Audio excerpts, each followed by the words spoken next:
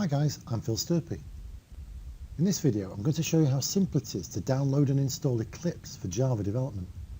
In an earlier video I showed you how easy it is to write a simple class and compile it from the command line. However, it's more common for developers to use an integrated development environment or IDE such as Eclipse. It's for that reason that I'm demonstrating how to download and install it today. I'll start by jumping into a browser and searching for Eclipse EE downloads. EE stands for Enterprise Edition. There are several editions and the EE edition is suited to a wide range of application types, including web applications. I'll follow the suggested link and find a page that lists a variety of editions and versions. They also vary by Windows architecture, i.e. 32-bit or 16-bit. You can see here that there's an edition named Eclipse IDE for Java developers. This is a nice lightweight edition to get started, but as I'm involved in creating a wide variety of application types, I'm going to need the EE edition. Incidentally, you can see here that this version is named Juno. In fact, since recording the screen for this demo some months back, a new version has been released named Kepler. And should you require an earlier version, you can search for it by name. For instance, the version before Juno was named Indigo, and I would like to install that version for a course I'm delivering.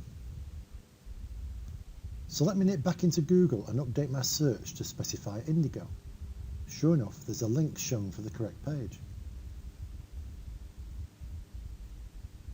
I still want the Enterprise Edition and for 64-bit Windows. So if I click on that link, I'm taken to the next page where I'll find the download button. I'm now offered the standard download dialog so I can select Save As. I'll place the download in my demo folder. Due to the size of the file, it'll take some time to download.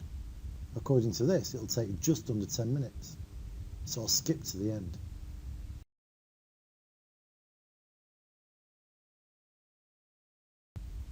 Now that the installer has been downloaded, I can switch to the folder that I placed it in. I'll right-click the file and unzip it to the root of C.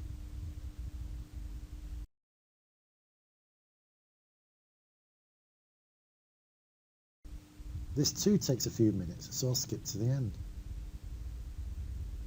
Now this installer wasn't really an installer at all. It was simply a zip file that when extracted gives you a folder named Eclipse containing the application and its resources.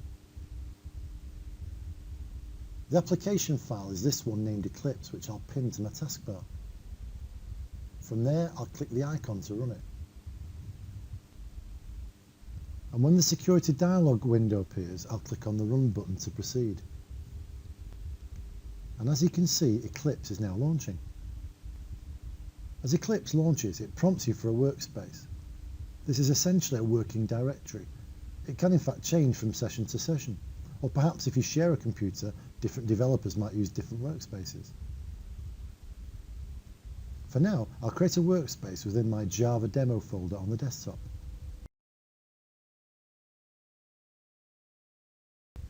By the way, it needn't be named Workspace.